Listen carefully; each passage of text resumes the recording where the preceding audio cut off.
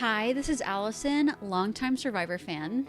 And this is Nina, brand new Survivor fan. And we are the hosts of Chaotic Good.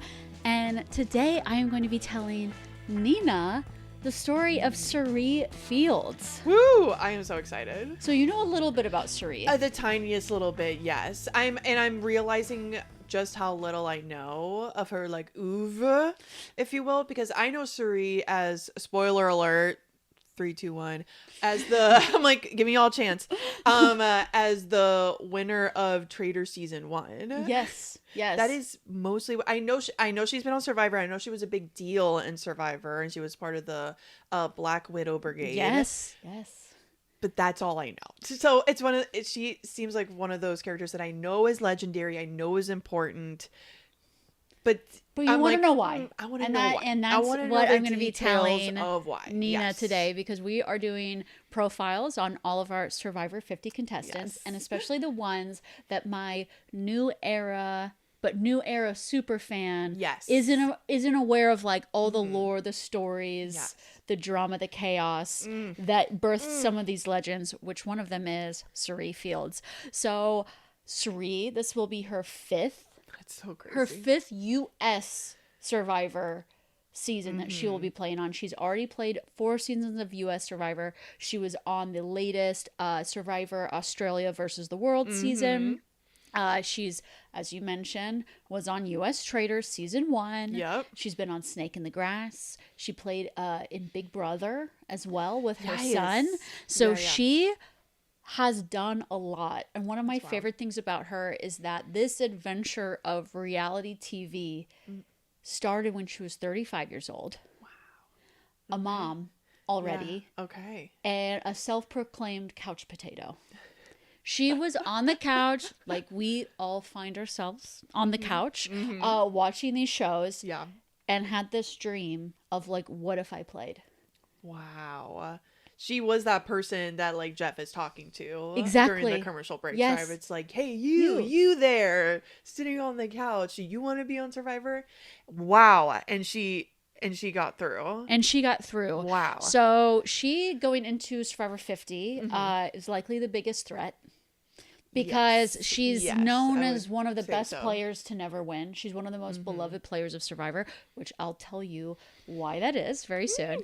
And I feel like also if you run a simulation of any competition reality show that hinges on social gameplay and social strategy, Cirie goes far 9 out of 10 times. Wow. Because what you'll see as I tell you the story of Cirie is that she goes far in pretty much any scenario that she plays. She has a certain season that she doesn't go as far in, but my hope is that she also goes far in Survivor 50.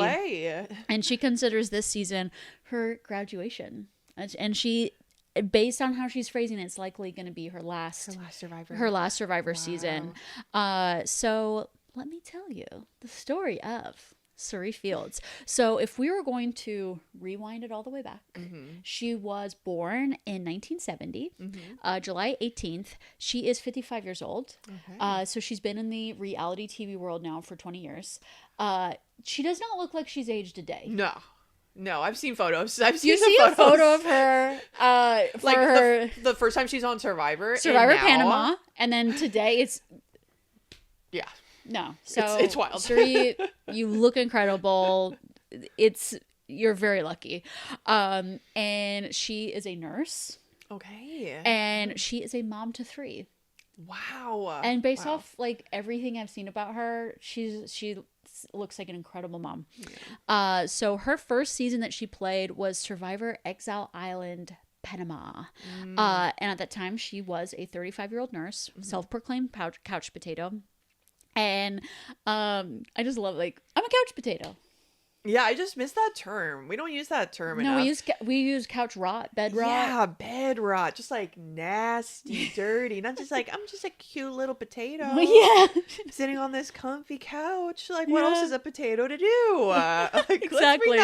Let's bring that term back. So, this season, I mean, as I recap some of these earlier seasons, they were creative in how they split everybody up because every season had a theme. Yes. And they would split tribes up on themes, and they really just went to town on some ideas here. So this one was split into 4 tribes, split by age and sex. So like young men, young women, old women. Cirie gets put on the old woman tribe, and she literally raises her hand like on the tribe mat, like, I'm sorry, I think I've been put in the wrong tribe. I didn't consider myself old. And I wouldn't consider herself old either. No. As a 33-year-old. As us getting into our 30s, well into our 30s. I would also not consider 35 old. Wow. And she says it like on TV. Oh, yeah. She's like, I'm confused. Why am I like on this older woman tribe? So she's put on this old lady tribe, which if I was split up amongst like sex and age, I would also want to be on the older lady tribe. Yes. Because I would love to be like the youngest in the group. Oh my god, that's where I thrive. Yeah. I love being with the As someone who hangs out with my grandma at retirement communities a lot, I thrive with the elderly. That would be my favorite place to be.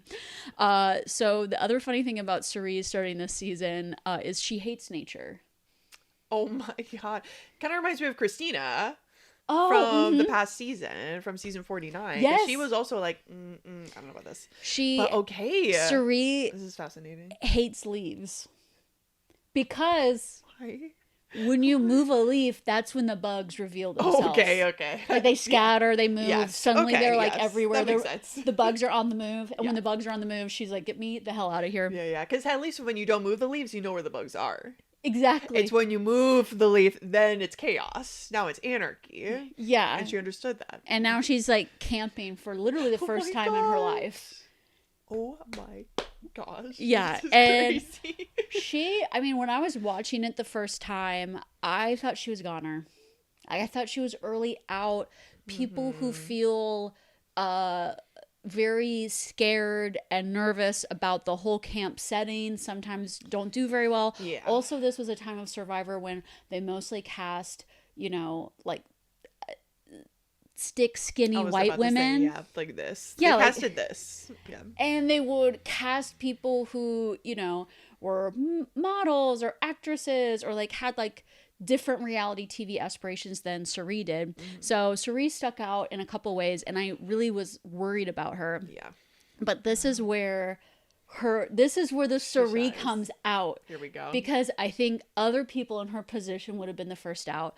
But no, the old ladies lose the first immunity challenge, and Cirie targets Tina. Okay. And Tina is the kind of like loner survivalist. Very like knows what she's doing around camp, very hard worker, but is not making social bonds.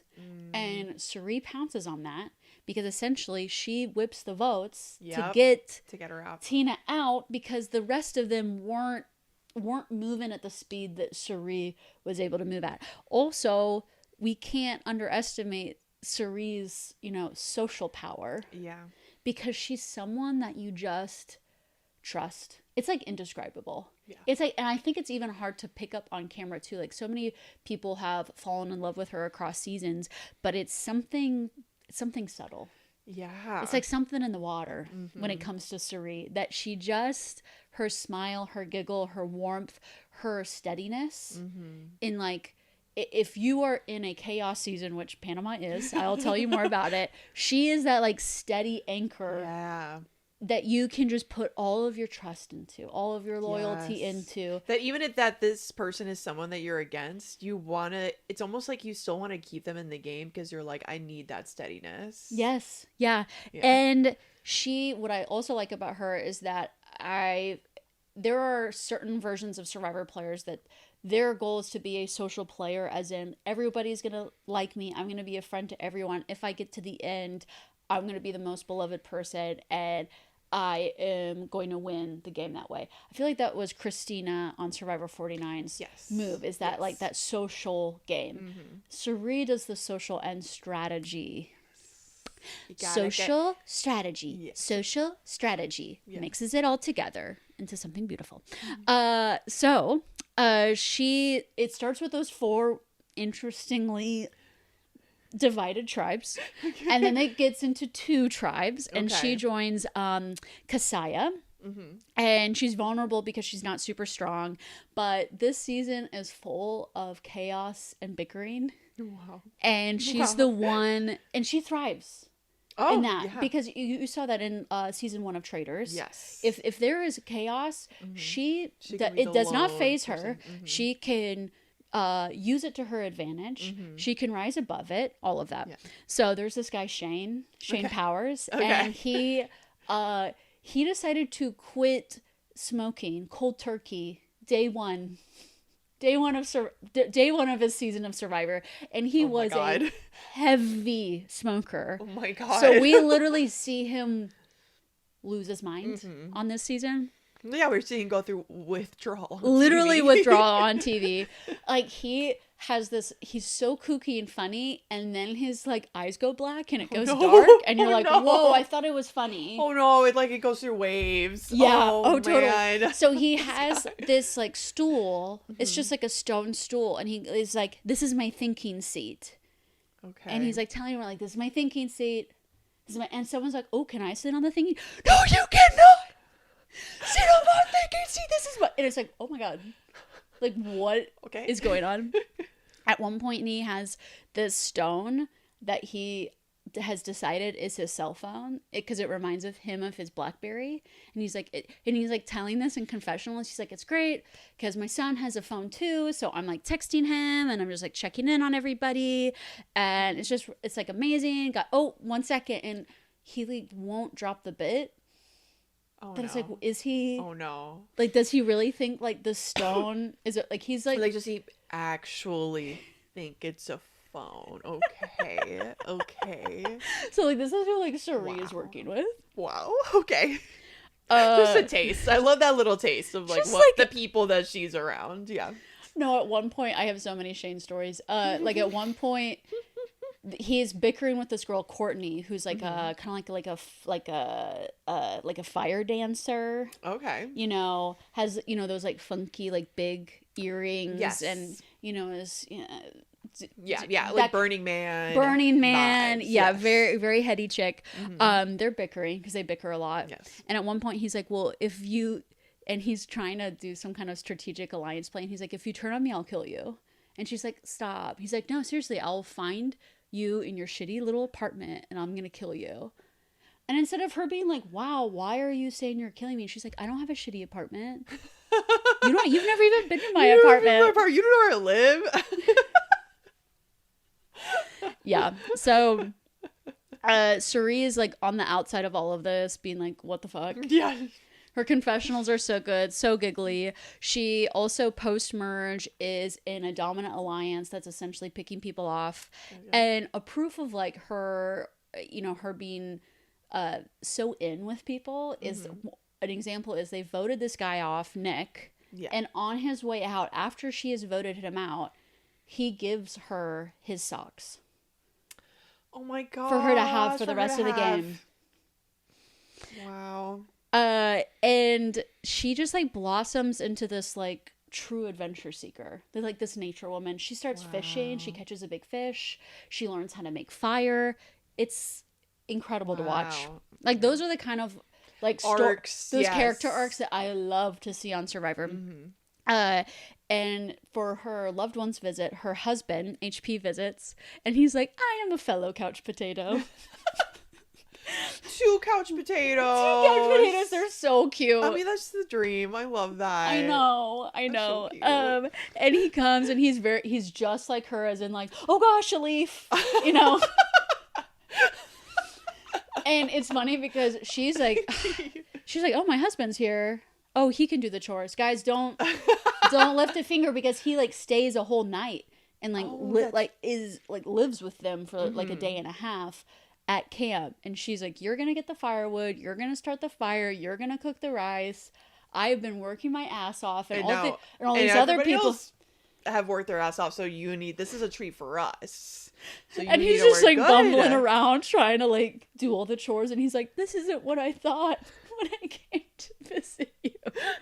She's like, well, honey bunny, because she would also be like, honey bunny, yep, Yeah, and can you move that? We're gonna need more firewood. Thank you. Thank you. Love that so much. So she gets to Final Four. Tied vote. Mm-hmm. Split fire making challenge.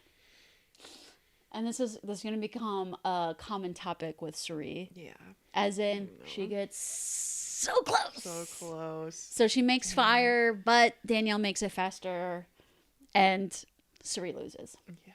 But Cirie is beloved now. Yeah. Because she is that, that person that got off the couch. She's America's mom. She also, in the sea of, I would say, there were so many female contestants in those earlier seasons where you couldn't tell one apart from the other, just because of their like consistency with casting like the same type of woman. Yes. And then they cast Cirie and you're like, hello, this is what we love to see of America. More of that, please. So then her next season is Survivor Micronesia. Okay. Fans versus favorites. So Survivor Micronesia is, I would say, the season that she is still best known for. Okay. And it is the season that I feel like has followed her the most, because as you even said yourself, you're aware of the Black Widow Brigade. Yes. And in her preseason interview for Survivor 50, she said that ever since this season, the alpha male types are very standoffish with her, nervous about her, because she did this thing that men are very afraid of, as in women conspiring together successfully to get your kind out. Exactly. It makes them very scared. And Cirie's still facing this, like 20 years later. And what was the time from her first? Do you happen to know? It's between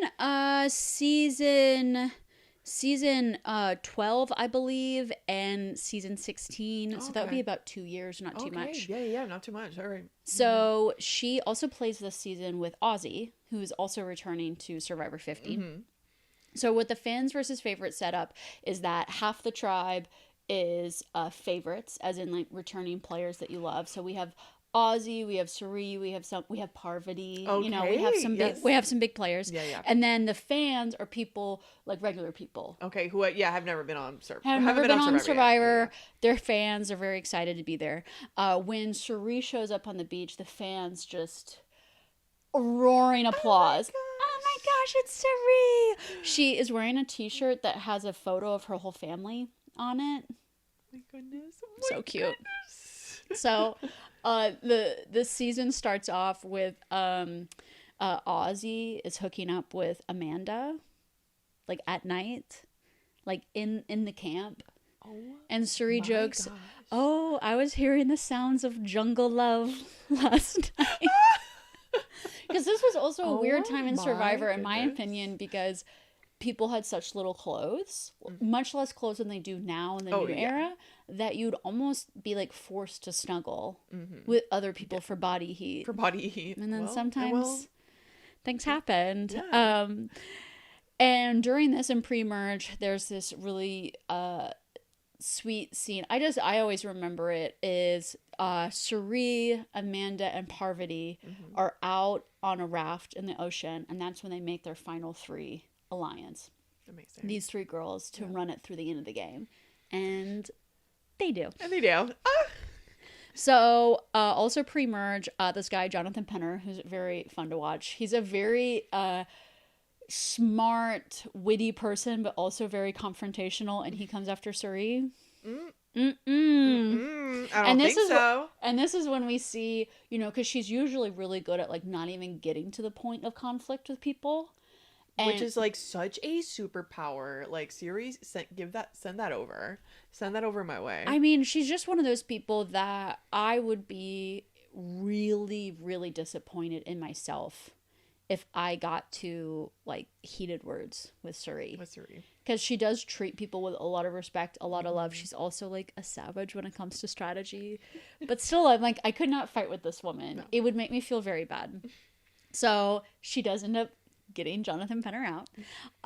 And then especially post-merge is when the female alliance really starts to form. And it is the Girl Alliance that will make men afraid for decades to come. They're still afraid. Still afraid of it. Yeah. They're still completely spooked. One of the more iconic moments was when Ozzy got blindsided with an idol in his pocket. We'll also be profiling Ozzy, so if you want to hear more about his blindside, listen to that profile. And another iconic move of this season, which I would say like Ozzy was the appetizer, and this is the entree. So there is this guy Eric, who has never played before. He's one of the fans. He's an ice cream scooper from back home. So he's like just a very sweet young guy, and he's also the last guy at this point on the season. And it's final 5 at this point, and they are just like, okay, he cannot win immunity because he has got to go. And of course, and I do know this one. He does win immunity. He wins immunity. Yeah. And then they have this audacious idea of like, yeah, he won immunity, but like, what if he gives up his necklace?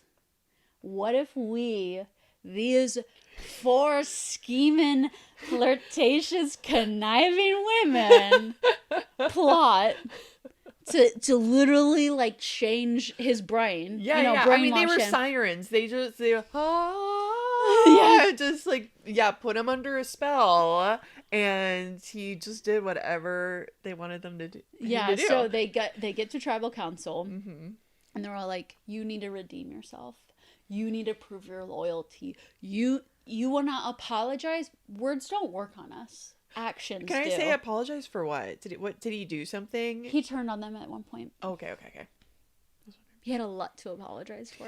He didn't have anything to apologize for. He was playing the game. Yeah, I figured they were like twisting something as to words, but I was like, what did he do? Okay, sure. Yeah, he needs to prove his loyalty to them. Yes. And there's a very good way that he can do that. And I would say like Cirie is like the nail in the coffin.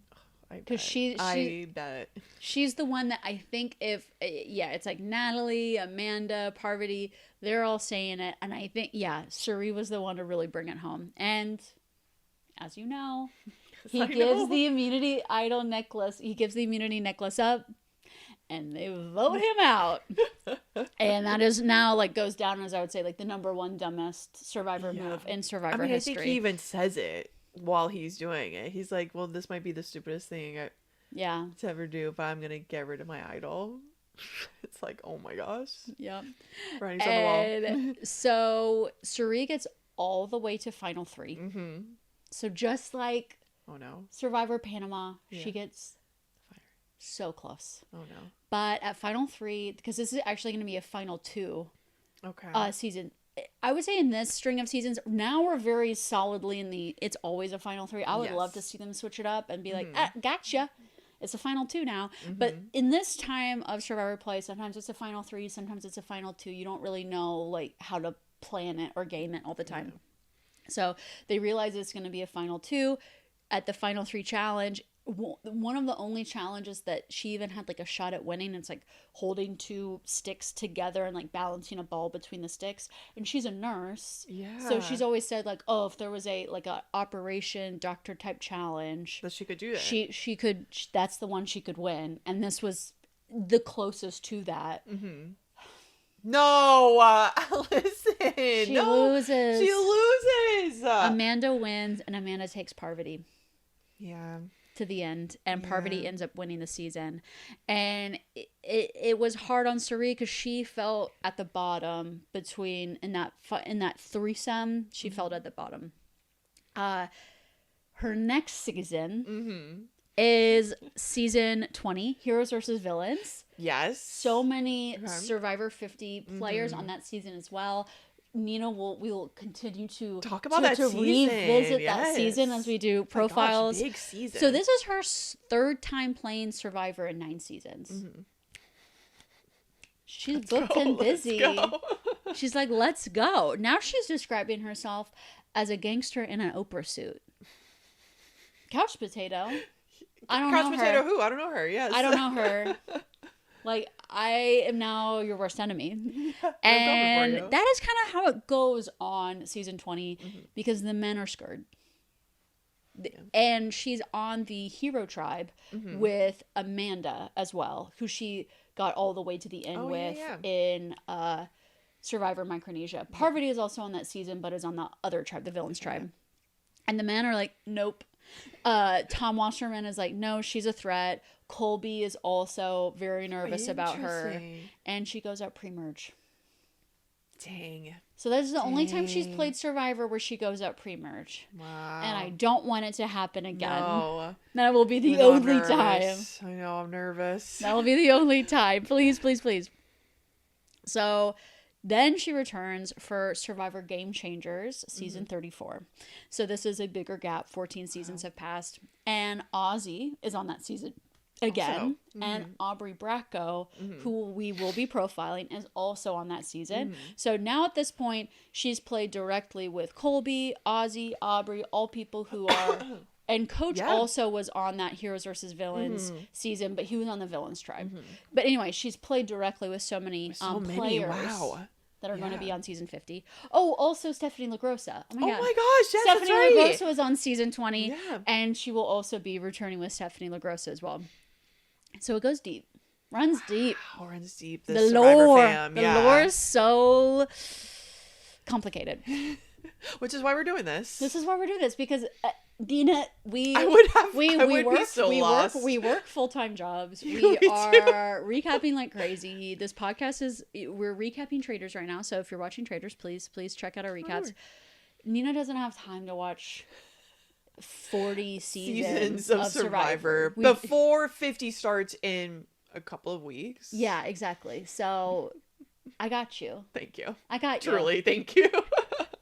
I really need this. So it's helping me too, because also so many of these seasons I binge watched them in the pandemic, and I've needed a refresher, namely Game Changers, especially because we'll get to it. But no, I'm excited. So she arrives at Game Changers, and so kind of like the theme of Game Changers is people who didn't win their season, but they were like a big part of that season, and they almost are coming back with like a second chance. Yeah. So Cirie falls perfectly into that because she's gotten so close so many times. Yeah. Can she make it this time? So she gets to the beach, and she's with Ozzy, and she's like, "Are we good? Are we good?" Because she blindsided him with his idol, the Black Widow Brigade. Gotcha. But she is good at smoothing things over, because she can really like look you in the eye and be like, I'm really sorry. And, this is a lot of like what she's bringing into Survivor 52 of like, hey, like, I need to work with people to get farther into the game. So like, I want to work with you. I am your friend. You can put trust in me. It's not like, I don't think Cirie is not one of those types of people that is going to blindside you to just be like, Yeah. She does it when the time is right. Yes. But she also is very capable of creating like legitimate bonds that you will see go through the whole game as well. Yeah. If you're on her good side. Which is interesting. Are we going to hear somebody not be on her good side at some point, or no? I would say like Jonathan Penner wasn't on her good side. Yeah. Out. Get out of here. Yeah. examples like that. Yeah. It's, I know I still have so much to learn about Cirie, but just this chunk of what I've even listened to so far and the way that she plays this game, it's so interesting then to hear, people on this show, people on other gamer shows that are so nasty and play so dirty and so mean, and people defending them in the sense of like, well, that's the game.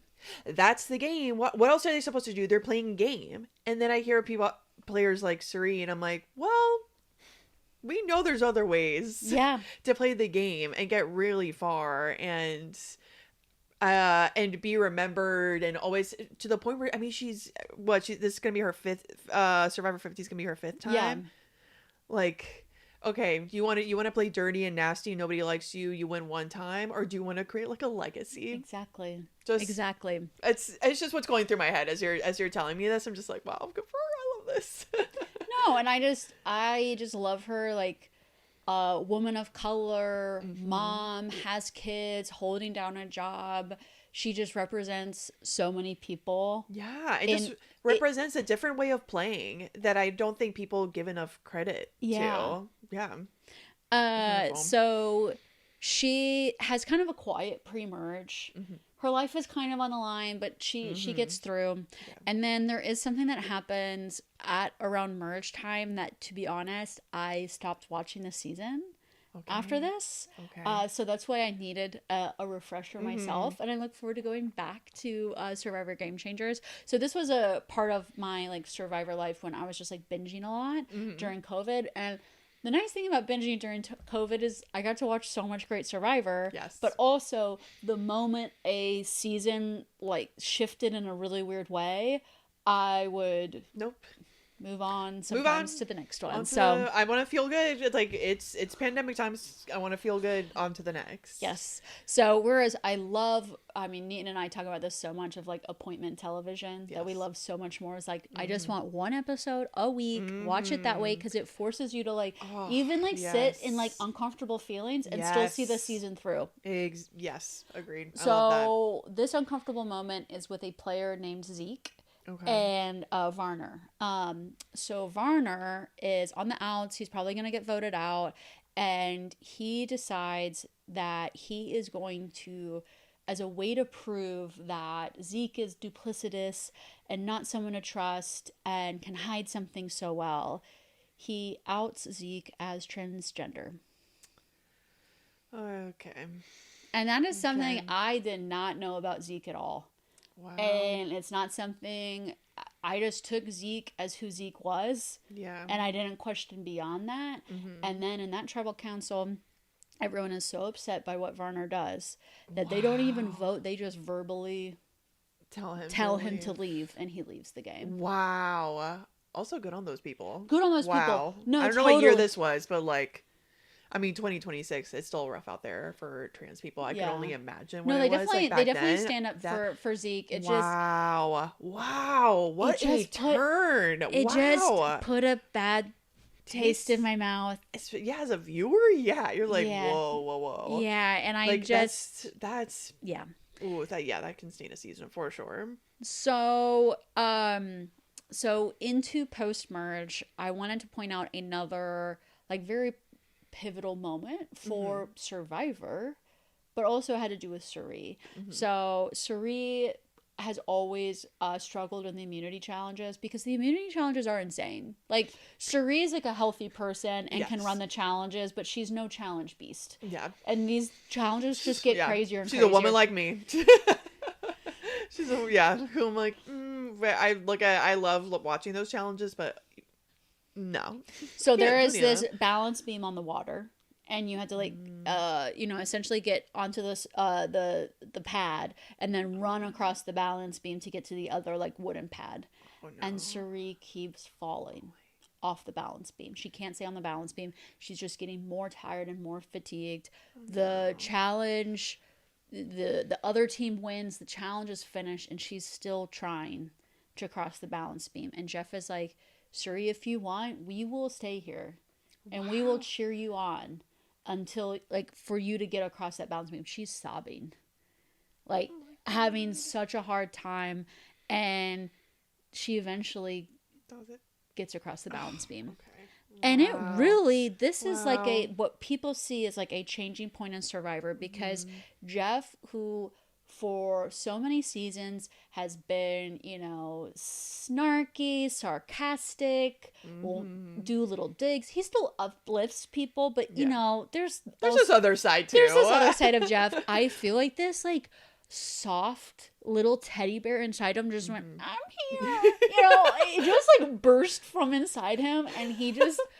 It's like Cirie does that. Cirie does that to you. It's like the Grinch when his heart grew 2 sizes. Yeah. That's what happened to Jeff in this moment. And he's like, this is what happens when you believe in yourself. And it's like, since then there's been a shift into how Survivor has casted, how Survivor has edited, how Jeff acts, and it's this feeling of like it's something bigger than the $1 million. It's something bigger than this ruthless game. It's finding who you are. And and doing things you never thought you were capable of. Exactly. They found like the core message of Yeah. Survivor, not just for the players, but for the watchers. And like, it people was watching Cirie TV. trying to Yeah. cross this balance beam. Beautiful. So, so in the post-merge, the power definitely shifts to Cirie, and she's making moves. Not all of them work so well. An example is Sarah Lucina gets this steal a vote advantage, and then gives it to Cirie for safekeeping. And then Cirie decides she's going to use that steal advantage for herself at tribal council, as in, like, Sarah gave it to me. She shouldn't have done that. And she tries to play it, and then in the fine print of the advantage, it's non-transferable. Oh my gosh. And Jeff is like, nope. Sorry, can't do. You can't do that. No, Sarah gave it to you for, like, safekeeping, but it's not your advantage. Not transferable. I'm like, how dare you Wow. pull out the fine print on Miss Cirie. And by the way, what I am picturing is the parchment, Yeah. burned around the sides, Yeah. very like school project-esque. And I am picturing the parchment with the double vote, whatever, like right now, and then in like teeny tiny. Yeah. I'm picturing Taskmaster. I'm picturing Alex Horn bringing out like a magnifying, because sometimes Yeah. they do that. Sometimes they give you a task, and then on the other side of the envelope, because they give you tasks in envelopes, kind of very similar to parchment. And so many times he's like just turned the envelope to the side and brought up a little like magnifying glass, and it says either the answer or how to beat the task or where to look. And so that is what I'm picturing. Yeah. When you're saying this, I am picturing like in teeny tiny font. Yeah. It's something about that. It was kind of a cringy moment. Ooh. But did she even get voted out after this? But she didn't. No. And that's the power of Cirie. Yeah, Michaela gets voted out, who was definitely like working with Cirie. And so we get to, oh gosh, I forget how many people are left in the game, but it's the night Cirie leaves the game. Oh no. And how is it that she goes home and her torch gets snuffed, but she does not receive a single vote? Oh, I've heard of this. Against her. I've heard of this, but I don't understand. Like what you just said, I do not understand for the life of me how that works. At this point in Survivor, there's lots of advantages. Several idols are out there. Production is putting in so many gimmicks to the game to add drama, add twists, keep the show interesting. Yeah. A con of it, though, is that people can hold on to these advantages and then cash out on the final payday. And that is what happens. Wow. One person stands up and is like, you know what, Jeff? I'm going to play my idol. And that makes the other person that has an idol stand up, go, Jeff, I'm going to play my idol. Sarah, I'm going to play my legacy advantage. I'm going to play my idol.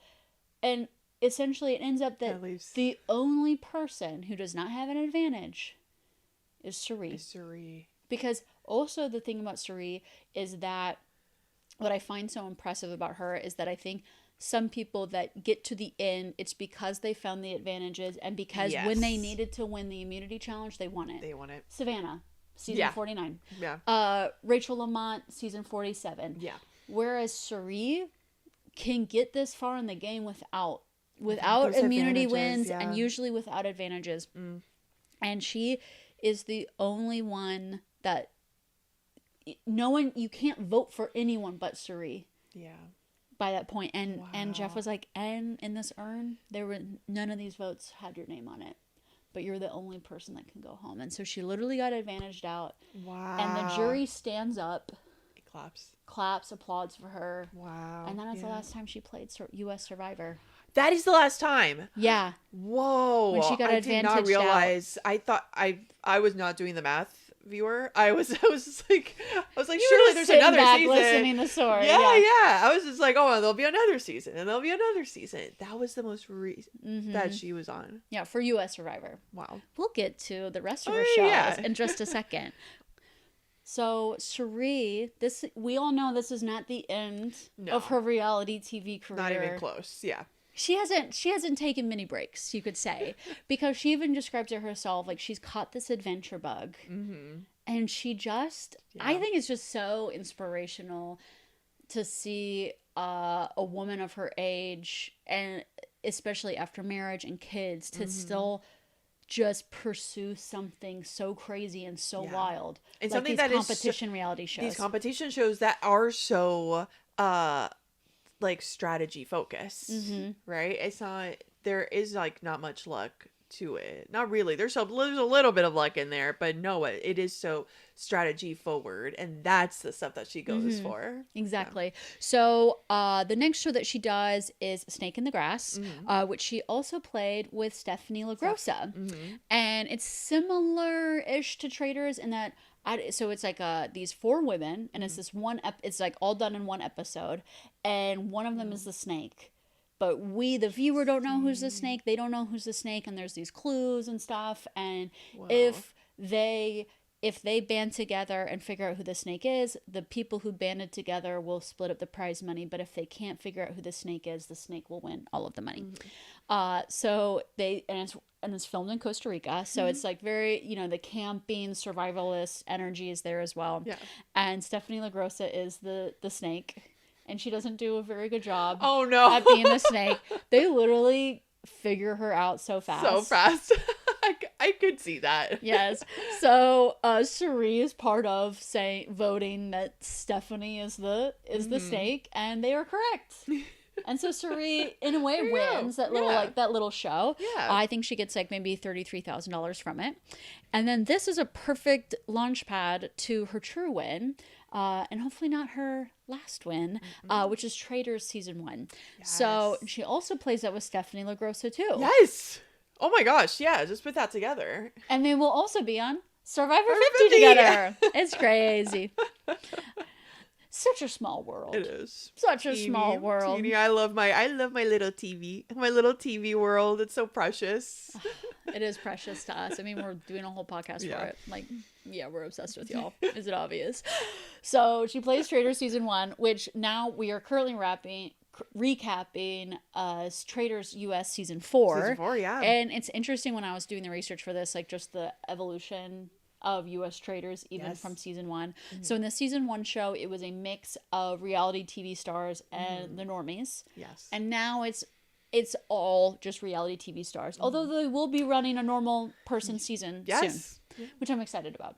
I mean, I'm excited too. So she is selected as a traitor first night. And she is selected alongside Christian, who is a Big Brother winner, and Cody, who is, a wild card, goofy, regular guy. I forgot about that guy. And this Traitors game, she dominates. Yeah. She's a shark amongst minnows. Yes. And her strategy is that she loves to keep the drama people in the game. So the more chaos, the more drama, she loves that. Yeah. And she's the one sitting back being like, guys, I am a faithful. Trust me. And when she says things like that, you just can't help but believe her. Yes, she's like, so okay, good. Okay, y'all. Well, she said it. Well, she said she's a faithful. And Christian, she's part of getting Christian out, the fellow traitor that is the Big Brother leader. Yeah. He kind of has this like smug arrogance to him. You gotta go. Yeah. Christian talks a lot. Yeah, a different sort of arrogance about him. Yeah, he almost has these like wild ideas that he is not run by Cirie, where he'll just all of a sudden at breakfast just come up with some story, and Cirie's like, shut up. Yeah, but like you said, good to have around. Good to have around, but eventually, good, like, shield. She is part of getting him out as well. Cirie does kill Stephanie. At one point, Stephanie was a little lost on the plot this season, but still fun to watch. And Cirie cops no votes at the round tables ever, right? Yeah. It never turns onto her. And I would say like one of the big blind spots is that the normies, the civvies, don't clock that there is likely a strategic female in the turret, and likely a female of a returnee reality type of strategy show. Cirie. Hi, Cirie. Cirie. Hi. So we get to the final 4, and it's like that, that fiery ending where you like throw the color on the fryer. So at the end, she is with Cirie, two faithfuls, and Ari, who was a recruited traitor. Yes. And Cirie throws that red in there, like, nope, I am not gonna let. She could have. I forgot about this. I totally forgot about this. She could have let. So yeah, essentially at that point, if everyone agreed, everyone was a faithful, she would have split the earnings with Ari, because Ari was another traitor. Yeah. But she knows that these two other faithfuls are totally in her pocket. Yeah. So she throws that red in that fire, and is like, and Ari just quits and walks, because he knows he has no chance. And then Cirie. I need to rewatch this. I totally forgot this. I did as well, but I was rewatching some scenes today. Oh, it was such a good season. Yeah. And when she wins traitors, she says, I'm a faithful in my heart, but a traitor in this game. Yes. And she wins. Woo! And she is, to this day, the only traitor to this day, I say, asterisk mark. You know, it depends on when you're watching this. Yeah. In a couple weeks, we will know. We'll know. Who wins this season, so we'll see. Who wins season 4. But at this point, it's the first and, at this point, only time that a traitor has made it to the end and won the full prize pot. So she won the $250,000 prize. Wow. Woo! Yes, yeah, Cirie. Girl. After a lot of work that she's put in across several franchises, she finally had a win. So since then, she played Big Brother with her son, Jared. Yeah. Got very far in that game as well. She got 5th place. Whoa, okay. Which equals to being in that house for 13 weeks, 93 days. 93 days total. Gosh. Yes. Oh my gosh. And then in Survivor Australia versus the World, which she plays with Parvati, her BFF from Micronesia, she gets to the final 4 and gets out at final 4 fire making. No, for she doesn't win the fire thing again. Yeah. Oh my gosh, the trauma. The trauma. Yeah. So there's been such few times that she's actually just been voted out. Like, that's extremely rare for her. It's usually some bullshit like making a fire. Yeah. That she's like, I'm still not good at this. Guys. She's like, I'm an adventure girly, but I still can't make fire. That's kind of how I feel about my camping experience, where I kind of, the more times we go out with our friends camping, the more I'm like, yeah, this is fun. I like this. Me personally, I still can't make a fire. No, and she can. She can make a fire, but like not as good. But not to this. Yeah, not to the level, of course. Yeah. And Parvati went on to win that season, and Parvati. It was really beautiful to see their friendship in that season, because you just knew Parvati was never turning on Cirie, and Cirie was never turning on Parvati, and they would have gotten to the end, and whoever won, they would have been so excited for the other. Yeah. And so Parvati feels like winning Survivor AU versus the World was like her redemption for her loss in Heroes versus Villains, because a lot of people think that she should have been the winner of that season. Yeah. And now Parvati is like, Cirie, you now go win season 50 of Survivor. Ooh, because that is where we are now at just a couple weeks before her entrance onto Survivor 50. So I watched her preseason interview. Lately she's been rocking these really cute pigtails. Yes. So she was rocking the pigtails. Sweet. Yeah. They're fun. I like them. And like, they're so handy, you know, it's just like a nice way to get the hair off your face. Yes. I feel it. Very it's handy. Not too heavy. It's not like just having a single ponytail it's that all quirky, of your hair is there. Yeah. And she was talking about how all these people describe her as a legend, but she doesn't really believe it, because she hasn't secured that win. That Survivor win. And she just describes like, yes, I won Traitors, and I'm very proud of that, but Survivor is my first love. Yeah. My true love. And I haven't secured that W, so everyone wants to put me on this pedestal and say I'm a legend, but like, I don't feel like I have validated that yet. So she's just really excited to be playing for likely her last time. And it's interesting how they've casted Survivor 50, because I think there's so many contestants that they could have had back that it really would have been their last time playing, but instead they focused on casting a lot of new era castaways. Yeah. Because I will say, like, yes, I have seen Cirie several times on TV. There could be a point of like we've seen her play. We've seen her play 4 times. Why do we need to see her play a 5th time? There are a lot of other like old era players I would have loved seeing play one more time. Yeah. Before they, honestly, I mean, this show has been going on for 25 years now. Yes. You know, it gets to a point where like you are actually too old to play a game like this. Yeah. Like it's not healthy to run a game like this, but she's still kicking it. So we did that like friend versus foe thing. So we got it was in the Mike Bloom interview. He asked Cirie, who are you feeling friendly towards? Yes. Who are you feeling nervous towards, or maybe see as a threat? So I wanted to point out a few people that are on her starting tribe, so you can kind of have a sense for like how the dynamic could be. So Jenna, who was our season 1 girly that I've already profiled, so watch that profile. She's unsure of her, but hopeful. Watch out for Jenna, because she Jenna on the other hand is like, Cirie's a threat and I don't want her in the game. Emily Flippen, she said, oh, I just want to do her hair. And Mike was like, what? And she's like, she just seems like a porcelain like doll to me, and I want to take care of her. Okay. Oh my god, my dream. Can you imagine Cirie like thinks about I that would about love you? I like Cirie to like just like look over at me and be like, I wanna play with her hair. Yeah. Like literally. Babe, just come on, sit over. It's been a long day. Just sit over here. I can French She braid. could be like talking about getting me out like right behind me, and I would still just be blissed out of my mind. Blissed out of my mind. Exactly.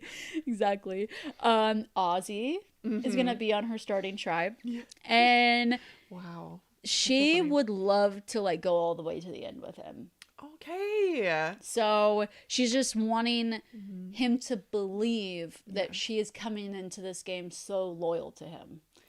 Because they've played a couple seasons together now. They have a lot of history. You know, Micronesia, she was part of his vote out. But she's hoping that they can forge ahead. Yes, forge ahead. For Christian, she's worried about how smart he is, and when I profile him for you, you'll understand where that intelligence comment comes in from him. For Rick Devens, she sees him as like the same as her but more shifty. Okay. So like you're fun, like the vibes are good with you, but I don't trust you. Yeah. Like you wouldn't be my number 1 ally. My number 2 ally, but I would do some votes with you. Why not? So I could see her maybe, be getting, to merge with him, and then maybe saying, and off you go. And here we go. And then I believe she's also with Savannah from 49. Ooh. And she said the phrase of, I prefer the devil, and she don't know Savannah. So I think Savannah will be likely an early target of Cirie's. And honestly, a lot of people are feeling that way about Rizzo and Savannah. Yes. Because I did see that. In Heroes versus Villains, an all returnee season, Russell Hantz, who had played in season 19, immediately then played on season 20, and no one had seen his season, didn't know who he was. He goes on to dominate the game, be a huge villain, take out so many people, gets to the very end, they're so bitter they can't vote for him still, although he was a power player of the whole season. And I think people are like, the Russell Hantz, we're not gonna let that happen. We're not letting that happen again. So I'm also worried about I'm worried about Savannah Rizzo. Joe is also on her tribe, and that's where her comment about like alpha males, they have a tendency to be a little standoffish with me, not trust me so much. And she's like, Joe, I can be your friend. Don't think of me like that. Yeah. Like, don't put me in a box. What do you think? Do you think Joe would be interested in working with Cirie? I think on the starting tribe, yeah. I think so too. Because she's real. She's a mom. She's a nurse. She's a hard worker. Yeah. She probably will say things like, social media, isn't it confusing? And he'd be like, I agree. These kids out here, on their TikTok, I don't even understand it. And I think she could so relate to it, on that level. Yes. Exactly. That I think that I think they could do well. So that's kind of where her starting story tribe will be. is, So I yeah. definitely think she definitely has a target on her back. Yeah. But I also I've think heard so that. many of these new era players, yes, she's a target, but isn't it a dream of yours to play with Cirie. I mean, that would be wild. That'd be wild. I mean, in Survivor Australia, that New Zealand player that was on her starting tribe pretty much was like, I would sell you my organs, and my role on this show is to just get you farther because I am in love with you so much. Oh my gosh, I love that. And literally just like laid out her game, like it's yours, whatever you need, Cirie. Whatever It was, you need. it was I very got fun to you. watch. It's very fun to watch. It sounded like a very fun season. That Australian. Oh Australia gosh, it was versus so world. fun. It was so fun. Oh Yeah, my I gosh! need And to in a watch that. couple weeks, there's a new Survivor Australia season starting. So much good TV. I know. So much good TV. So many good we're characters. so lucky. We're so Oh, lucky. we're so lucky. So that is the story of Cirie Fields. We've covered 4 seasons of Survivor and a couple other seasons of reality TV shows that she's been on. What a star. What a legend. So I look forward to seeing Cirie in season 50. Gosh, me too. Bye.